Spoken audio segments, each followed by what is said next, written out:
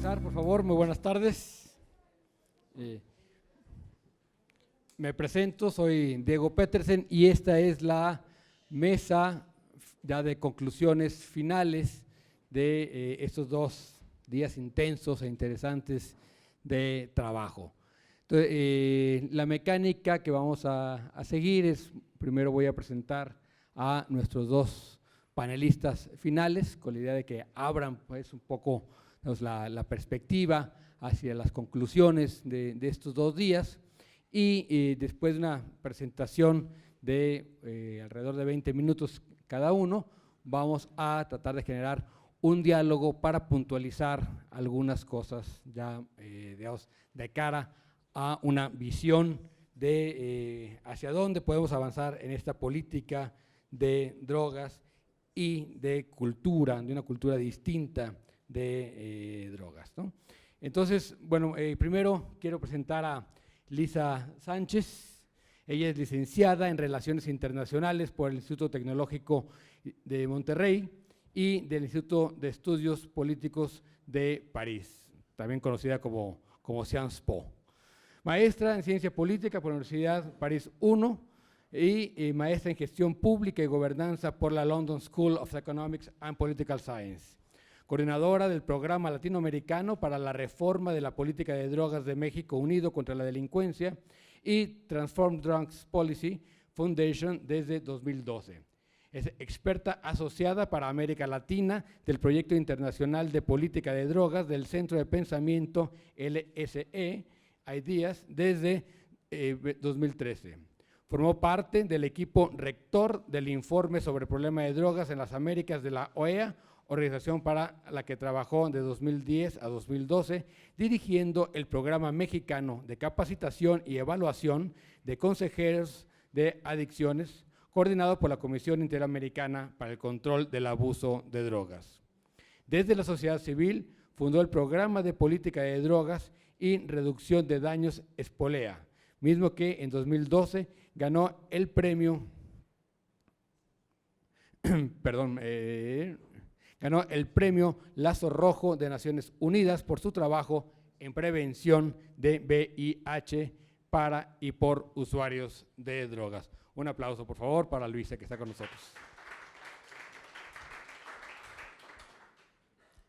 Nos acompaña también Cristiano Ávila Marona. Él es licenciado en Derecho por la Universidad de Sao Paulo, maestro en Derecho Penal por la Universidad de Sao Paulo en 2002 y doctor en Derecho Penal por la Universidad de Sao Paulo también en 2006. Tiene especialidad en Derecho Penal por la Universidad de Salamanca y en Derecho Penal Económico por la Universidad de Coimbra, en Brasil.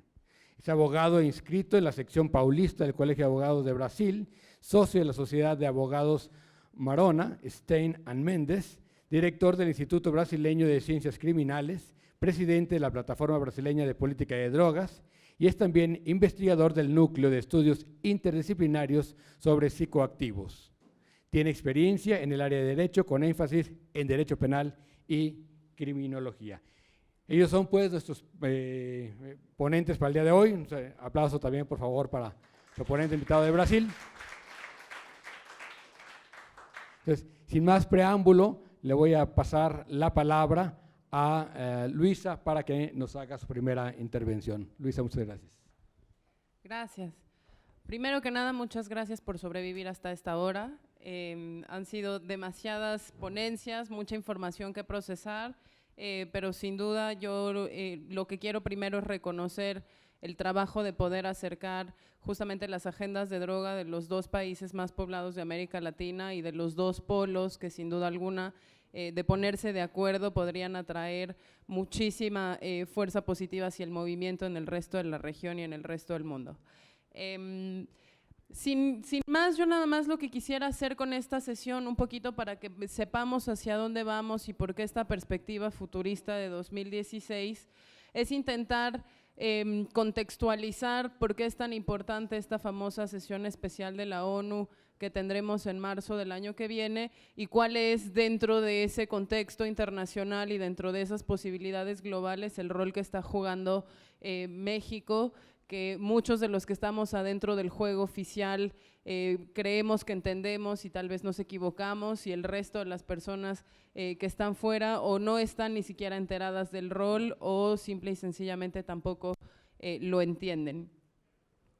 Se habla mucho aquí del régimen internacional de fiscalización de estupefacientes y sustancias psicotrópicas, se le refiere a él como el prohibicionismo, como la prohibición, como este conjunto de reglas internacionales que posibilitan unas cosas, gobiernan otras y dejan en las manos del crimen organizado muchas otras. Pero yo quisiera ponerme un poquito técnica con esto, porque si no entendemos a partir de qué estructura se gobierna y a partir de qué mecanismos se controla y se regula, es muy difícil que logremos contextualizar las posiciones nacionales dentro de ese régimen. Entonces, empezando con el tema de que la UNGAS es una sesión especial de la Asamblea General de las Naciones Unidas, pues entonces tenemos que centrar el debate dentro de la burocracia Naciones Unidas, y dentro de esa organización tenemos que saber a partir de dónde se elabora el tema. A lo mejor esto es sentido común para muchos de ustedes, pero se sorprenderían de ver la cantidad de negociadores internacionales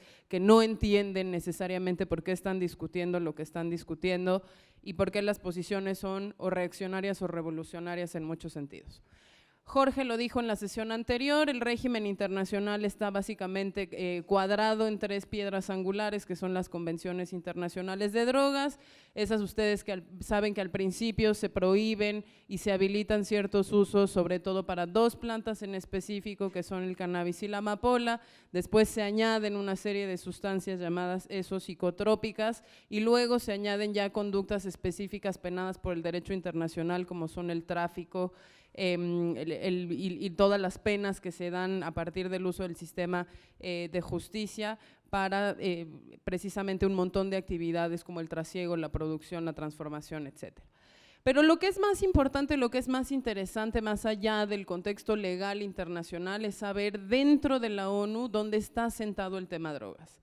La ONU se gobierna, ustedes lo saben, por la Asamblea General, que sería el órgano de gobierno y toma de decisión más importante de la ONU, donde cada país es un voto y donde se supone que todos los países que firman la Carta de las Naciones Unidas y se suscriben a esta organización tienen una representación equitativa. Hasta ahí todo muy bien. Pero dentro de la Asamblea General no todos los temas se tocan dentro de los mismos órganos ni dentro de los mismos comités, y aquí lo que es interesante es saber que el tema drogas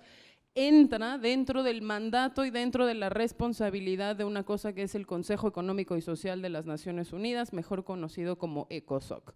Se los digo y se los voy a repetir hasta el cansancio, porque una de las cosas progresistas que está el mundo discutiendo en 2016 es saber si en el tema drogas hay una dimensión social, si en el tema drogas hay una dimensión económica, si en el tema drogas hay una dimensión cultural. Entonces es bien importante que sepamos que está situado ahí y que por principio, por mandato, tendríamos que estar hablando de todas esas cosas que hoy le dan título además a este congreso y que muchas veces no hablamos. Entonces, saber que está sentado dentro de ECOSOC. Dentro de la Asamblea General también, si uno se pone muy sibarita y muy técnico, está sentado el tema drogas dentro del Third Committee o el tercer comité, que toca justamente los temas sociales y culturales que se abordan por todos los países. Ahora, de manera muy específica, el tema drogas está coordinado o auxiliado por una comisión creada ad hoc, que es la Comisión de Narcóticos, que cada año se reúne en Viena, y los que tenemos el infortunio de ir a esas reuniones sabemos que es una especie de refrigerador en una ciudad muy bonita, pero con unas juntas particularmente indigestas y estériles. Pero lo interesante de esa comisión, de la famosa CND a la que vamos por aquí algunos, es que tiene un mandato que es muy limitado y del que también se sabe poco. Y entonces tendemos a pensar que lo que diga la famosa comisión es la ley, y lo que diga la famosa comisión dentro de la Agencia de Drogas y Delito de las Naciones Unidas es lo que tendría que tomarse como mandato por los estados, y no es así. Para que ustedes tengan una idea nada más, el mandato consiste simple y llanamente en asistir al Consejo Económico y Social de las Naciones Unidas y en asistir también a la Asamblea General. Pero ¿por qué es importante situarlos dentro de toda esta burocracia? Pues porque dentro de la Comisión de Narcóticos de las Naciones Unidas solo tienen voz y voto 53 estados, mientras que en la Asamblea General son 193, y dentro del ECOSOC también todos los países representan una posición y un voto, mientras que en la CND, por ejemplo, toda nuestra región caribeña está ausente, la mitad de América Latina está ausente y solo hay 7 países latinoamericanos participando del debate. Entonces, una vez sabiendo que esto es un tema social, que esto es un tema que tiene una comisión simplemente auxiliar y que de ella no depende el mandato, otra de las cosas muy importantes a saber es que hay más de una agencia de las Naciones Unidas que participa en este debate y que también normalmente se le niega esa posibilidad de participar, que en este caso tendría que ser la Organización Mundial de la Salud y no solo UNODC o la Oficina de Drogas y Delito de la ONU. Sabiendo esto, entonces tenemos una sesión especial que va a estar situada en la Asamblea General, donde cada país es un voto y donde se va a tratar esto desde el sistema, desde la familia completa de las Naciones Unidas y no solo desde el binomio drogas y delito, lo cual abre una posibilidad muy interesante para que la discusión temática dentro de la Asamblea General y dentro de esta sesión especial trascienda solo la dimensión crimen, trascienda solo la división entre reducción de oferta y demanda y se atreva a hablar de otros temas. Y ahí es en donde empieza a tomar sentido un poquito la participación de México y la región latinoamericana. Ustedes saben que esta Asamblea General, esta sesión especial de la Asamblea la convocaron 3 países, que son Colombia, Guatemala y México. Curiosamente, y ligándolo a la discusión anterior del panel en el que participaron Jorge y Fernando, son 3 países que no son particularmente progresistas, no tienen gobiernos de izquierda, más bien tienen gobiernos de centro derecha, medio liberaloides, pero muy autoritarios hacia adentro, y que tuvo afortunadamente el eco de 95 países que firmaron la idea de tener esta discusión que se adelanta del 2019 al 2016. Entonces tenemos 3 gobiernos de centro derecha que proponen una discusión sobre drogas y que en la solicitud misma de la sesión dicen que necesitamos discutir alternativas porque los esfuerzos realizados hasta ahora no han necesariamente arrojado los resultados que se esperaban.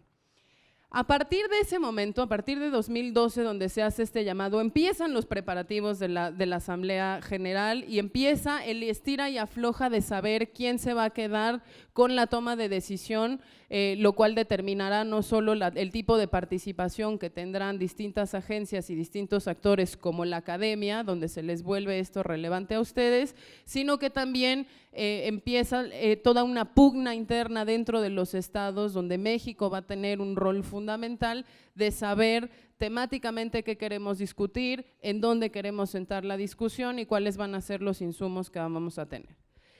Trascendiendo todo este choro burocrático, simple y sencillamente que ustedes sepan que esta tensión entre lo hacemos generalista y lo hacemos desde la presidencia de la Asamblea General o lo hacemos específico y lo hacemos solo desde la comisión, solo desde el ángulo de seguridad y crimen,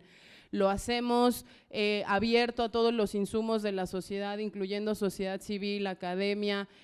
personalidades relevantes, o lo mantenemos como un tema de tecnócratas y negociadores, solo en Viena sin incluir las opiniones de los demás expertos, ha derivado ya en un proceso preparatorio que hoy por hoy está muy terminado y que es el siguiente. La sesión se realiza en Nueva York con la participación de los 193 estados, pero con una colaboración entre el presidente de la Asamblea General y la Comisión de Narcóticos y Drogas, lo cual nos trajo una agenda de 5 temas que está medio rara y que el que entiende la aprovecha y el que no entiende la desaprovecha. Vamos a discutir reducción de la demanda, vamos a discutir reducción de la oferta, vamos a discutir cooperación institucional, vamos a discutir poblaciones vulnerables, en donde entran particularmente niños, adolescentes, mujeres y grupos indígenas y afrodescendientes, y vamos a discutir nuevos retos, nuevas realidades y nuevas amenazas en el fenómeno drogas, donde lo interesante es que ahí entrarían potencialmente temas de disenso como regulación del cannabis,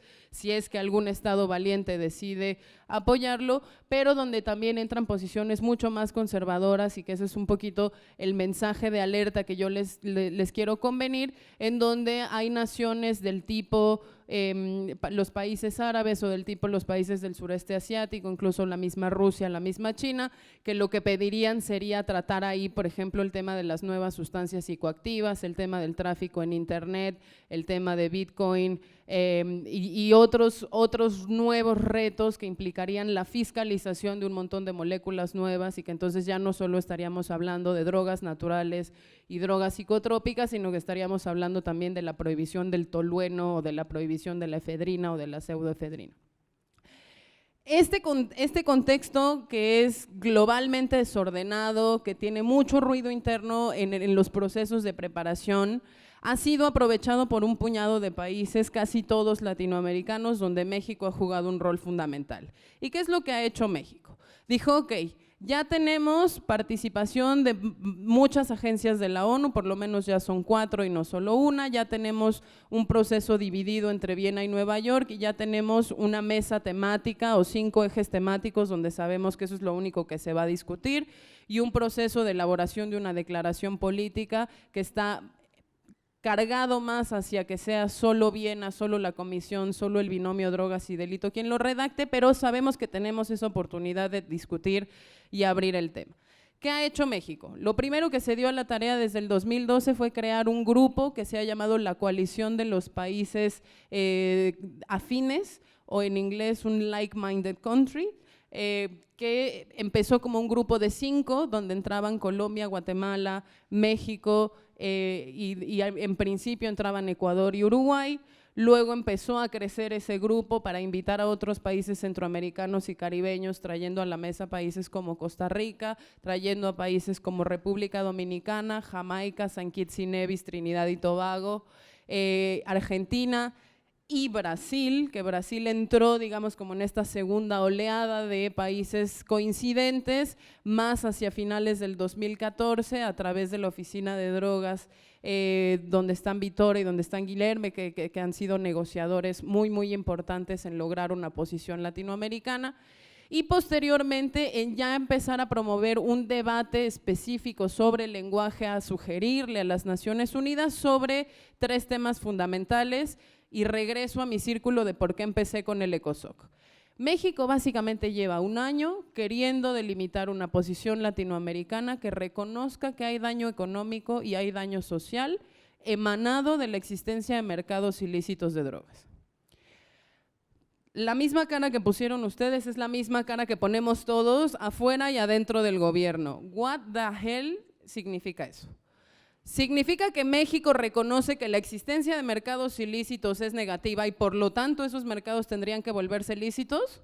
No, porque el presidente Peña está en contra de la marihuana y está en contra de la legalización y Dios nos salve a todos, porque eso no es lo que quiere México. Pero al mismo tiempo sí significa que eso abre la puerta a decir somos un país eminentemente productor, somos un país eminentemente de tránsito, donde lo que nos afecta es la existencia del narcotráfico, no necesariamente del consumo de sustancias psicoactivas, y por lo tanto queremos que se reconozca en el lenguaje oficial que esto no se trata solo del bienestar de los usuarios, sino también de los cultivadores, de las mulas, de las personas que participan en el tráfico a pequeña escala, y también trata un montón de temas adyacentes como la proporcionalidad de las penas, es decir, si nosotros reconocemos que hay consecuencias sociales negativas de la existencia de mercados ilícitos, una de las cuales, por cierto, es la adicción al castigo que Latinoamérica y México en específico han desarrollado para sancionar esos mercados ilícitos, entonces abrimos la puerta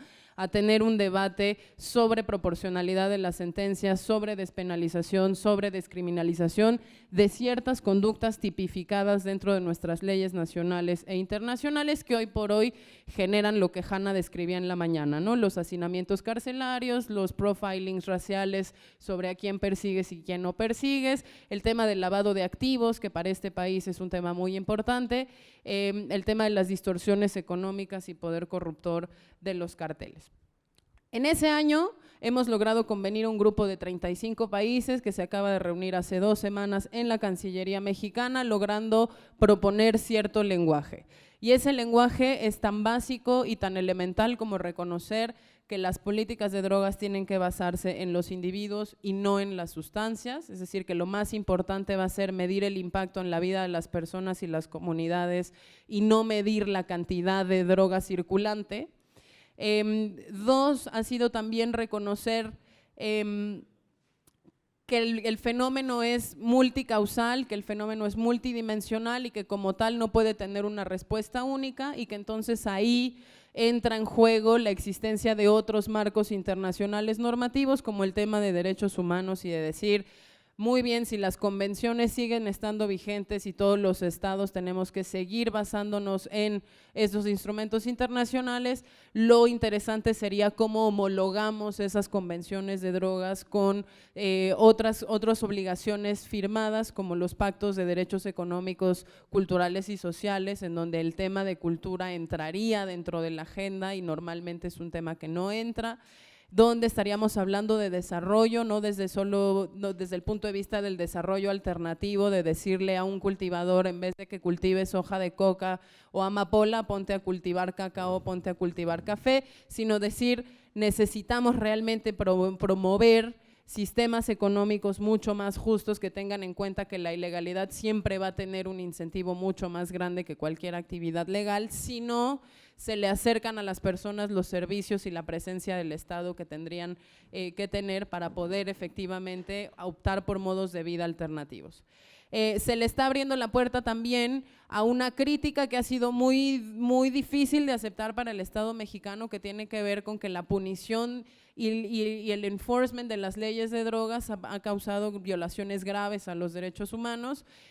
Por primera vez el Estado mexicano va a estar en el banquillo los acusados ante la Corte Interamericana de Derechos Humanos este 20 de octubre con una doble audiencia sobre crímenes de lesa humanidad en el contexto de la lucha contra el narcotráfico y violaciones graves a los derechos humanos en el marco también de la lucha contra el crimen organizado. Entonces estamos hablando ahí de una posibilidad de poder incluir en la discusión la necesidad de homologar derecho sobre drogas y derecho internacional sobre derechos humanos para ver si los estados pueden tener políticas alternativas. Estamos hablando también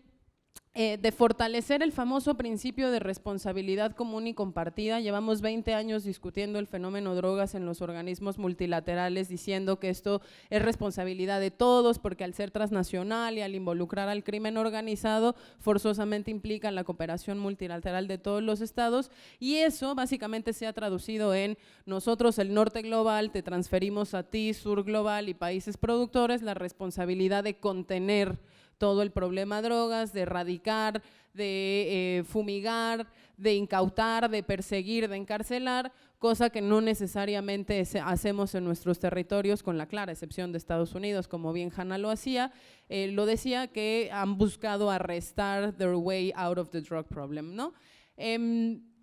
Esa transferencia de responsabilidad es algo que hoy en día América Latina no acepta y que México ha sido muy vocal en decir, si vamos a seguir avanzando dentro del multilateralismo, ya me parezco a Peña,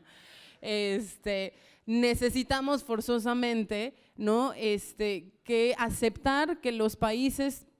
consumidores tienen también una obligación no solo de apoyar con inteligencia, armamento y helicópteros la lucha contra el narcotráfico en Colombia, en México, en Brasil, en Argentina, sino también de ver que nosotros tenemos los mismos derechos a las amnistías, tenemos los mismos derechos a las leyes menos punitivas y los mismos derechos al lenguaje no criminalizante cuando hablamos de agricultores, cuando hablamos de violadores de las leyes de drogas, pero en temas de posesión simple o cuestiones no violentas, cuando estamos hablando de personas que sin tener ninguna otra alternativa se ven obligados a participar en las cadenas de tráfico y no simplemente tener esa famosa piedad y esos derechos humanos para el consumidor final en los países del norte global.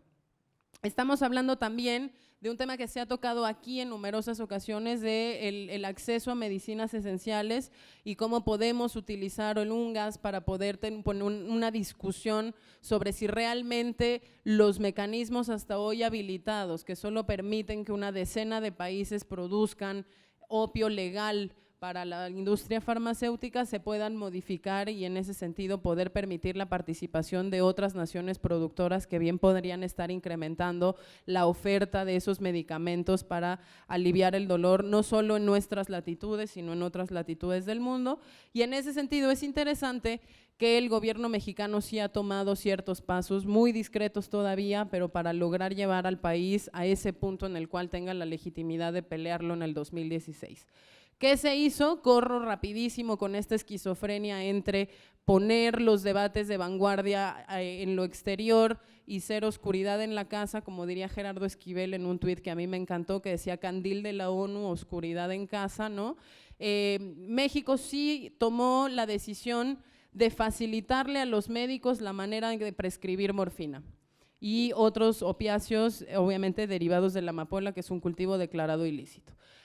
No sé si alguno de ustedes ha estado familiarizado con el procedimiento para adquirir morfina para un enfermo terminal, pero son recetarios que son la receta amarilla, la receta roja, la receta rosa, la naranja, la verde, la morada, que tiene el médico que llenar en seis de juegos distintos, mandar a toda la burocracia de la atención hospitalaria y finalmente es año con año fiscalizado en las cantidades de opiáceos prescritos para los padecimientos para los que los prescribió y puede últimamente ser sujeto de responsabilidad judicial si se sospecha que el médico está recetando en exceso y que esas recetas pudieron haber sido de alguna manera desviadas al mercado criminal.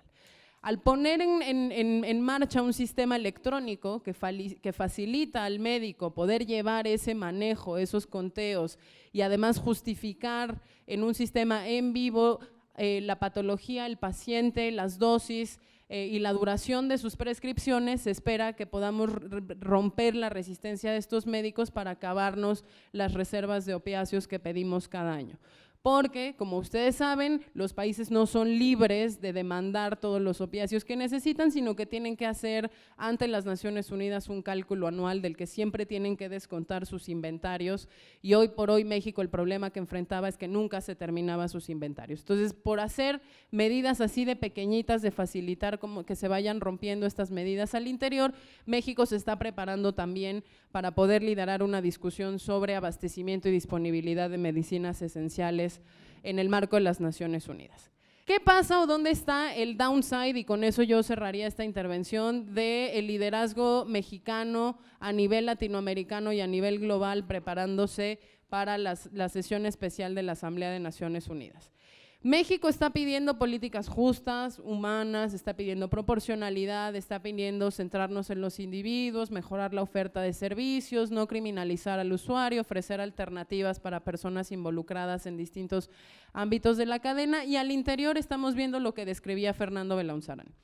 Tenemos un sistema de umbrales que funciona mal, porque a pesar de que se dice que el consumo no es una conducta punible, es una conducta sancionable de manera administrativa, que además en el funcionamiento de las corporaciones policiales se presta justamente a la extorsión y a la selectividad. Hoy en día un mexicano cualquiera puede ser detenido por la policía por desorden público, por cuestiones de tránsito, por otras sanciones administrativas y es el cateo a conciencia que el policía hace sobre un individuo que puede arrojar la posesión de sustancias declaradas ilícitas y entonces el arresto procedería por posesión y no por una sanción de tráfico. ¿Qué es lo que estamos viendo? Que ese sistema de umbrales o esa ley de narcomenudeo lo que se presta es arrestos ilegales que depende de la discrecionalidad de un juez declarar o no ilegal y por lo tanto nuestras cárceles sí empiezan a estar llenas de personas detenidas por posesión simple como lo decía Fernando. Al interior también estamos hablando de la legalización de una serie de conductas violatorias de los derechos humanos como las desapariciones, como las ejecuciones extrajudiciales, como el uso indiscriminado de la detención preventiva o el arraigo, que van en contra justamente de este discurso de homologuemos los derechos humanos con las convenciones internacionales de drogas y que no vemos una salida pronta. El Estado mexicano no reconoce al grupo de expertos de Ayotzinapa, no reconoce al relator de la ONU, tampoco reconoce a la Comisión Interamericana cuando se trata de estas violaciones. Entonces, de nuevo, oscuridad en la casa. Y finalmente estamos viendo, como lo dijo Carlos Zamudio en la mañana, que también estamos hablando de una perspectiva de salud pública, que estamos hablando hablando de una mejor oferta de servicios, de una atención más humana al usuario de drogas, y no tenemos ninguna iniciativa seria ni ninguna voluntad política comprobable de avanzar ni hacia el tema de provisión, como podría ser en el caso de la marihuana medicinal, ni tampoco necesariamente en la oferta de servicios, donde vemos que todos los esfuerzos por traer dentro de la norma a los servicios de tratamiento fracasan porque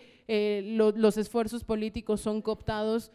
casi de manera inmediata por grupos sociales que funcionan como especies de cofradías, en donde el botín son los puestos políticos y las regalías que se pueden cobrar desde el Estado, y nunca es la atención hacia el usuario. Entonces estamos viendo un conflicto en donde el riesgo es que México llegue a las Naciones Unidas con un discurso demasiado progresista, que le reste legitimidad a la hora de la negociación, porque todos los países están conscientes que no hay una sola reforma que avance de manera sostenida en el interior, o podemos ver un país que finalmente se decida abandonar incluso ese liderazgo internacional, justamente por los riesgos y los costos políticos que le implicaría ser percibido como un estandarte de la relajación, por así llamarlo, de las leyes de drogas a nivel internacional, sin necesariamente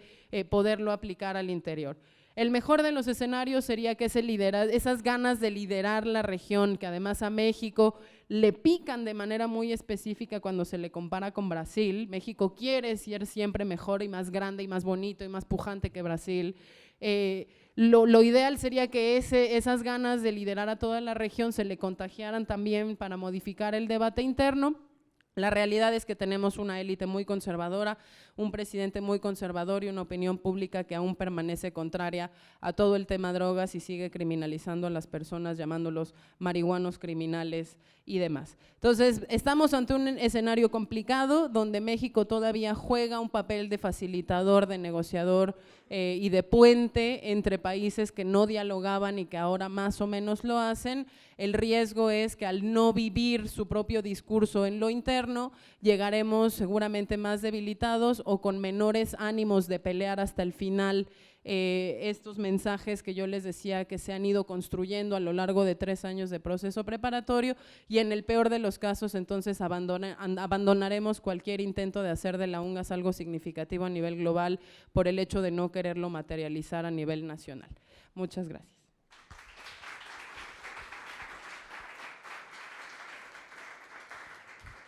Gracias, Luisa, por la exposición y la claridad que te caracteriza. Le voy a pasar ahora la palabra a Cristiano. Los que están atrás, si quieren pasarse acá para que puedan ver la presentación, hay unos 7, 8 lugares todavía acá adelante, un poquito más.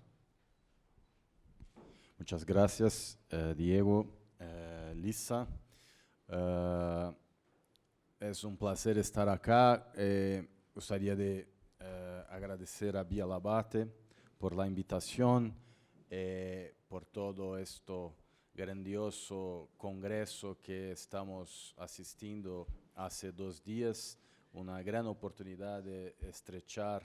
las relaciones entre 2 países mucho similares en problemas, especialmente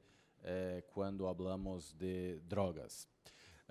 Yo voy a me expresar en el mismo idioma que Mauricio, el más puro portuñol.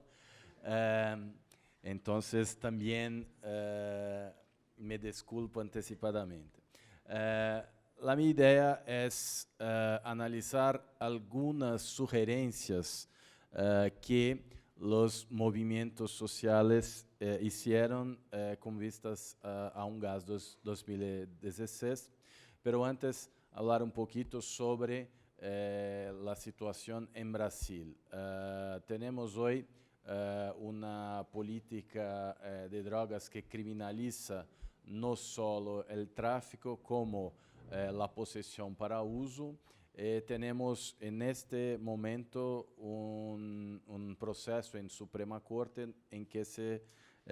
discute la constitucionalidad de la incriminación de la posesión para uso personal. Tenemos 3 votos por la inconstitucionalidad.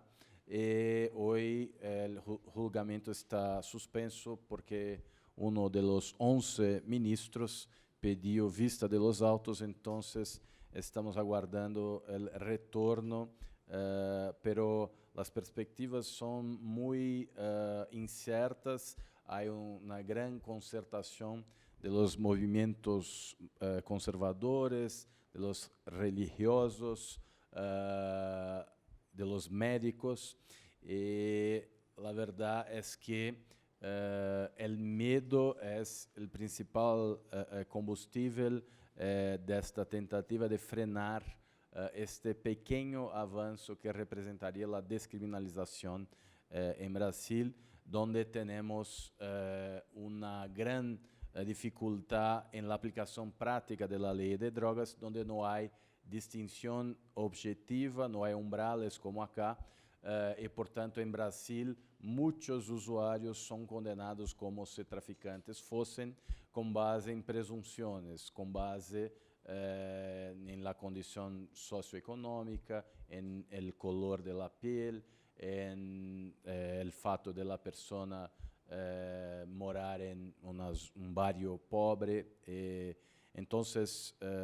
esto es, creo, la gran batalla, el gran objetivo que tenemos hoy en Brasil es conquistar la descriminalización. Es modesto, pero la realidad de Brasil nos permite llegar hasta este punto. Por tanto, no tenemos muchas esperanzas en proceso UNGAS y nuestro deseo es que Brasil no barre los esfuerzos, especialmente los esfuerzos latinoamericanos de un avance, de un progreso. No acreditamos que Brasil tomará liderazgo de una discusión más progresista, porque internamente estamos luchando por una descriminalización que es mucho poco cuando se discute la política global de drogas. Y por conta disso, ano passado foi criada a Plataforma Brasileira de Política de Drogas, que é uma rede com mais de 30 organizações da sociedade civil que compartem o diagnóstico de que a guerra às drogas fracassou e de que é necessário construir as bases para uma outra política de drogas capaz de garantizar saúde, direitos humanos e redução de riscos. Uma nova política de drogas que se afaste, que se distancie do sistema de justiça criminal e que se aproxime de uma abordagem de saúde, de direitos humanos e de redução de riscos. Bien, Lisa habló sobre los 5 temas que serán abordados en la UNGAS. Entonces, anoté algunas sugerencias de las organizaciones de sociedad civil sobre estos temas. En primer lugar, el tema drogas y salud. La plataforma entende que Brasil debe desempenhar um papel de liderazgo em la UNGAS em 2016 por ser um ator importante no posicionamento geopolítico mundial e também de haver experimentado as políticas de redução de danos e tratamento das pessoas que usam drogas que têm reconhecimento internacional. O caso de HIV-Sida, el caso de troca de jeringas, y tenemos también una política de tabaco muy exitosa. En 20 años reducimos los fumadores de 35% para menos de 15%, sin un tiro, sin necesidad de uso de la represión penal, solamente con medidas administrativas. El Instituto Igarapé, que también es una institución que hace parte de la plataforma, también sugiere que en UNGAS Brasil debería conducir reformas a fin de que la salud y la seguridad de la población se puso por primer plano e também a fim de que as drogas sejam reguladas, facilitando-se o acesso ao tratamento para as pessoas que usam drogas. O Brasil deve atuar em um gás defendendo um debate plural e basado em la evidência e deve compartilhar com outros membros o fracasso da política de drogas atual. Deve defender que as políticas de redução de danos sejam promovidas a nível internacional, junto com a Organização Mundial de Saúde, en el centro del régimen. Brasil deve defender uma política de drogas que permite o acesso a los medicamentos controlados derivados de substâncias ilícitas e cuyo uso terapêutico está demonstrado cientificamente. A lei brasileira antimanicomial, que proíbe o tratamento obrigatório de pessoas que usam drogas, também pode ser mencionada como um exemplo bem-sucedido e recebeu uma menção de honor da Organização Mundial de Saúde. Temos também Civil Society Task Force, uma proposta em que é necessário promover iniciativas de prevenção do uso de drogas basadas em evidências e estratégias que se centrem em los jóvenes e adultos com condutas de risco, dando a conhecer informação precisa acerca de los efeitos de diferentes substâncias e o risco associado a seu uso. Quando se habla de la redução de danos, os governos e as agências da ONU devem tomar medidas eficazes, como a esterilização de las jeringas, a criação de salas de uso seguro, etc., que cubre as pessoas que usam drogas independentemente de las características demográficas. Para que esto seja possível, é necessário reassignar fondos destinados a outras atividades para as medidas de saúde pública. Os tratamentos que se oferecem a los usuários problemáticos de drogas também devem estar baseados em la evidência e execuível e culturalmente afines. Además, é necessário tomar medidas de saúde pública relacionadas com outros temas, com o uso, criminalização, reintegração das pessoas dependentes, etc. Também é crucial que os governos e as agências ampliem o acesso aos medicamentos recetados para aliviar o dolor. En el tema drogas e criminalidade, a Comissão Global de Política de Drogas sugere a despenalização e o cambio de enfoque. Se deve abandonar o discurso de um mundo sem drogas e pôr em prática políticas que se relacionam com redução de danos, saúde pública, questões sociais e de desenvolvimento. Como primeiro passo, é necessário aplicar medidas substitutivas do encarcelamento de los implicados em los níveis mais baixos do mercado de drogas ilícitas, assim como os agricultores de subsistência, jornaleiros que participam na cosecha, o transporte ou o comércio que se refugiou no mercado por razões de supervivência. Em Brasil, temos hoje a quarta maior população prisional, mais de 600.000 presos, e um quarto destes estão acusados ou condenados por tráfico de drogas. Então, em Brasil, a questão carcerária é um grande problema e é também uma prioridade quem luta por reduzir os danos da política de guerra às drogas. Temos também esta proposta da Comissão Global de poner fim à criminalização e ao encarcelamento de pessoas que consomem drogas. Em Brasil, um dos argumentos que os proibicionistas apresentam contrário à descriminalização é que a lei brasileira não prevê pena de prisão para os usuários. É verdade, a lei brasileira sanciona a possessão para uso com medidas alternativas à prisão, como serviços comunitários, advertência e comparecimento compulsório a cursos educativos. Porém, a ausência de um critério objetivo de distinção entre usuários e traficantes faz com que os usuários sejam condenados. Então, en teoría, los usuarios no son encarcelados, pero en la práctica esto ocurre, de ahí porque la descriminalización de la posesión para uso es una medida urgente en Brasil. Igarapé también tiene una propuesta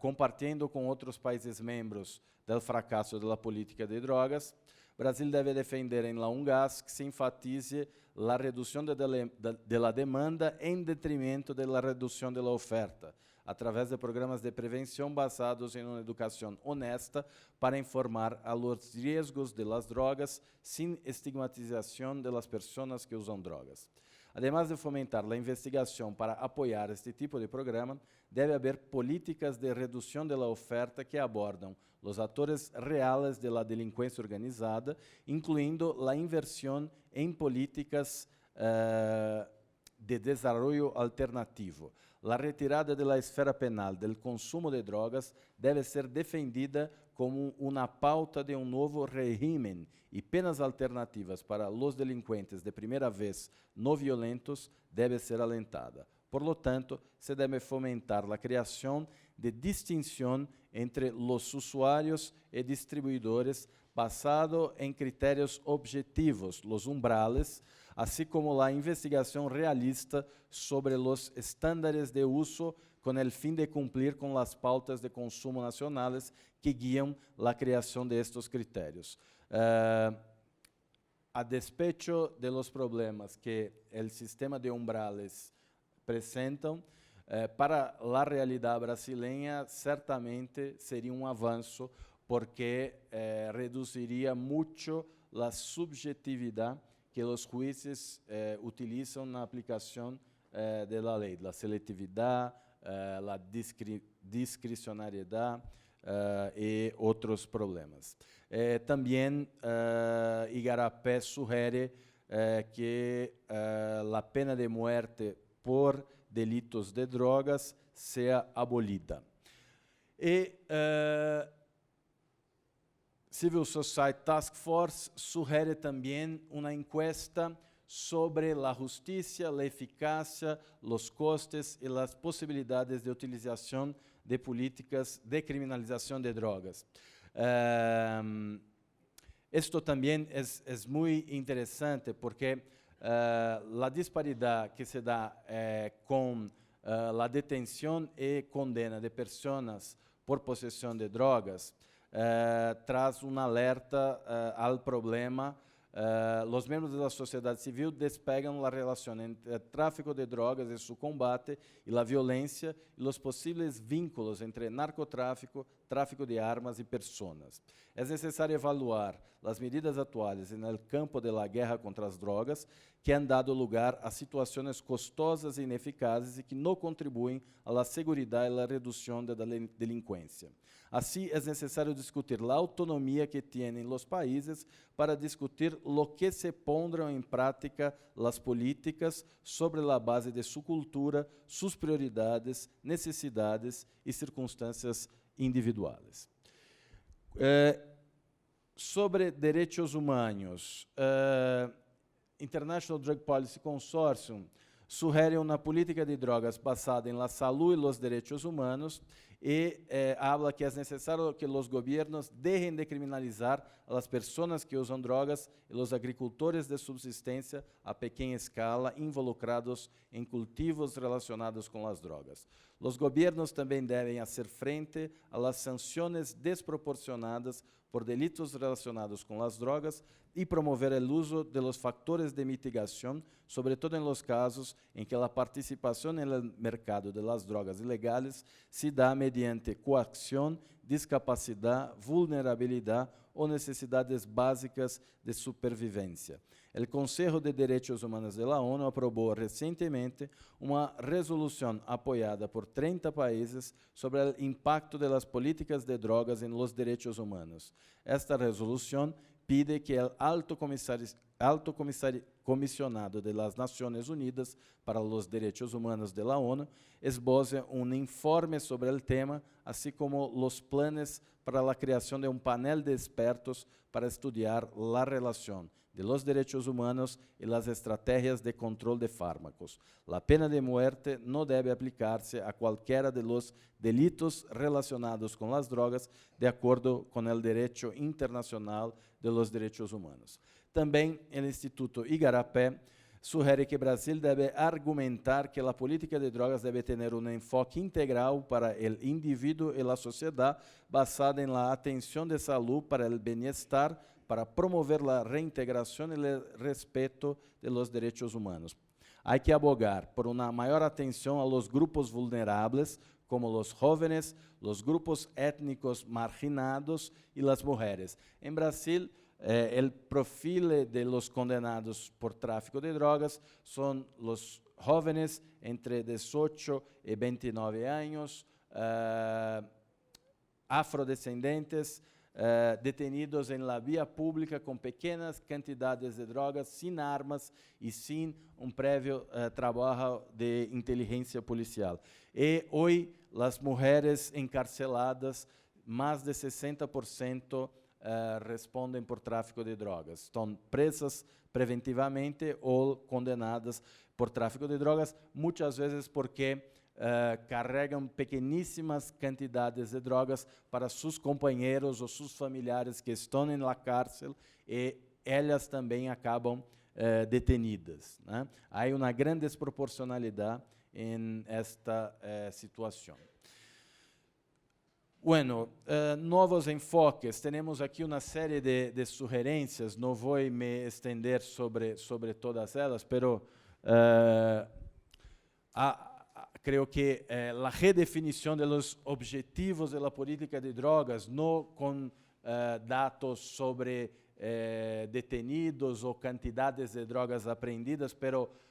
com melhorias em la segurança de los ciudadanos, com melhorias em lo respeito a los derechos humanos de las personas, com indicadores concretos que evaluem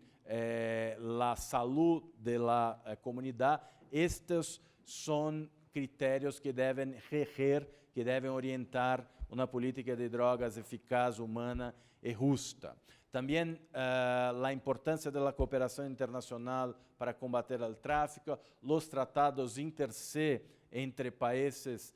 entre nações que acordam sobre determinados temas. Por exemplo, México, Colômbia e Uruguai aparentemente têm discurso semelhante em relação a alguns temas de política de drogas. Seria possível, então, que estes países entre si firmassem tratados específicos sobre drogas. A reclassificação das substâncias, a fusão de agências da ONU. Lisa mencionou que há uma grande dificuldade de inserção da Comissão de Direitos Humanos e da própria Organização Mundial de Saúde na discussão e na determinação dos rumos da política de drogas, e esta fusão poderia reduzir estas dificuldades. Finalmente, a revisão das convenções também é uma das sugerências propostas. Aqui temos propostas de desenvolvimento alternativo, mercados de drogas regulados para que os governos tenham o controle, a saúde e a segurança das pessoas como prioridades. Igarapé sugere que Brasil oriente suas estratégias socioeconômicas para lutar contra as drogas, não alimentando e financiando el poderio bélico, pero investindo en acciones sociales de salud. Y, por fin, el papel de Brasil en un gas, una evaluación realista. No acreditamos que Brasil irá liderar el proceso, pero tenemos la expectativa de que estas premisas sean respetadas. La necesidad de mirar las distintas realidades de las naciones. Esto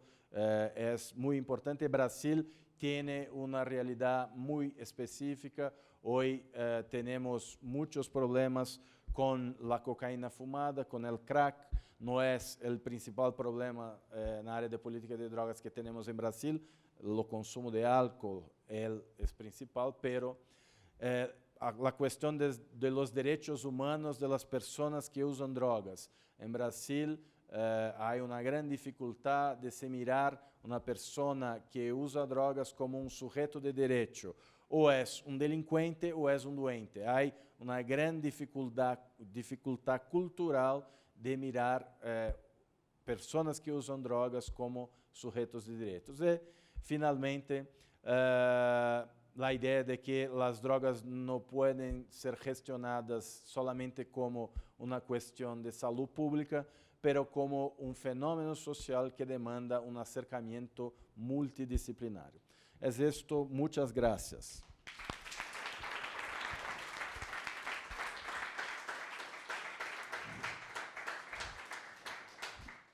Muchas gracias. Bueno, el tiempo nos está atropellando, nos quedan solo 5 minutos. Yo quisiera nada más, a partir de lo que comentaron, y hacer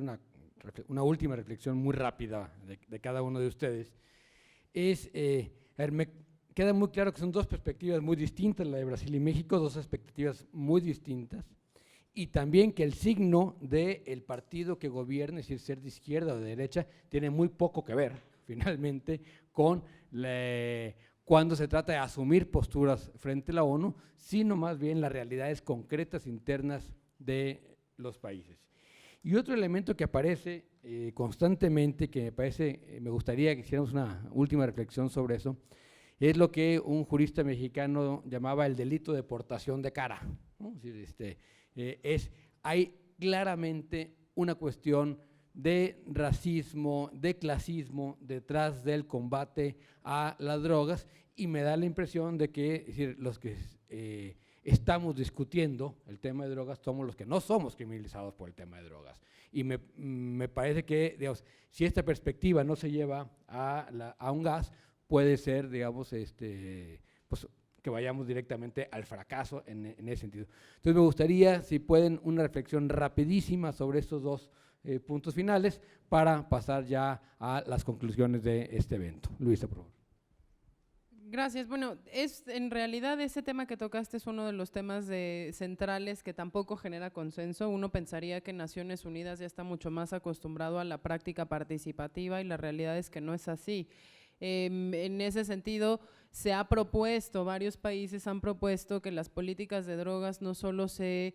diseñen, sino que también se monitoreen y se evalúen con la participación de los grupos más afectados. Esto en el tema de VIH está muy avanzado y son los famosos grupos, los key populations o los grupos clave. En drogas no sucede así. La práctica de participación de sociedad civil en los mecanismos de toma de decisión es incipiente. Los países se niegan a incorporar a miembros de la academia, de la sociedad civil y de los grupos más afectados a sus delegaciones y a sus posiciones nacionales. Y sin embargo, América Latina es un tema que ha defendido. Entonces yo nada más te dejaría en la mesa que en la resolución de procedimientos de la ONU, México fue uno de los temas que defendió contra países como Sudáfrica, Irán, Pakistán e India, que no querían ningún otro tipo de opinión que no viniera directamente de las expresiones gubernamentales que excluyen por definición a estos grupos. Yo no quiero dejar el mensaje de que en un gas está todo perdido, lo único que quiero aquí es transmitir dos cosas. América Latina sí está empezando a hablar con una voz unificada, pero está hablando desde una posición que lo pone en una debilidad muy específica, es decir, los liderazgos los asumen países que no necesariamente se creen sus mismas palabras hacia el interior o tienen gigantes a los que hay que llevar de la mano y arrastrar, como un poco ha sido el caso de Brasil, aunque tengan una discusión tantito más instalada y relativamente más vigorosa a nivel nacional. Eso causa que haya un muy constante malentendido con otras regiones. Europa, que es una región que nos podría apoyar en estos temas básicos como la abolición de la pena de muerte, es un país que constantemente nos dice: no entiendo qué quieren México, qué quieren Colombia, qué quiere Uruguay, qué quiere Brasil, no entendemos qué quiere América Latina de UNGAS y por lo tanto no nos podemos subir, porque si no lo entendemos no podemos comprometer al bloque europeo. Entonces, yo diría que lo interesante de esto y en los 6 meses que nos quedan de aquí a UNGAS es que academia, sociedad civil, que sí puede incorporar, aunque de manera parcial y no perfecta, esas voces y esas realidades, se diera la tarea de hacerlo. Ya es demasiado tarde para querer plantear un input formal al proceso, pero lo puede hacer vía sus propias delegaciones. Entonces aquí tenemos a la delegación de Brasil, tenemos a la delegación de México, veo colegas colombianos, americanos, holandeses. Hay que influir en las posiciones nacionales trayendo justamente estas voces para que por lo menos queden en el registro como temas pendientes que tendríamos que abordar hacia 2019. Sí, creo que Lisa esgotó el asunto, firmo abajo. Apenas 2 cosas gostaria de añadir. Primeiro, para que no nos frustremos con el proceso UNGAS, tenemos que mirar el proceso no como un fin, pero como un inicio, un primer paso para una gran caminhada, un camino que debemos hacer por muchos años, una lucha que está apenas empezando. Entonces, creo que esta idea de começo, inicio y no un fin nos auxilia a evitar la frustración. Y hablando específicamente sobre Brasil, creo que la política criminal de drogas, la política bélica de drogas, una política criminal con derramamiento de sangre, como Nilo Batista habla y como Tiago habló en su ponencia ayer, la cuestión es más allá de la política de drogas, es una cuestión de militarización de la política criminal y la militarización de la política judicial. Entonces, tenemos un problema que extrapola el ámbito de política de drogas. Bueno, pues muchísimas gracias, Lisa y Luciano. Vamos ya a concluir este evento. Les agradezco mucho su paciencia y por favor, Vía, continuamos.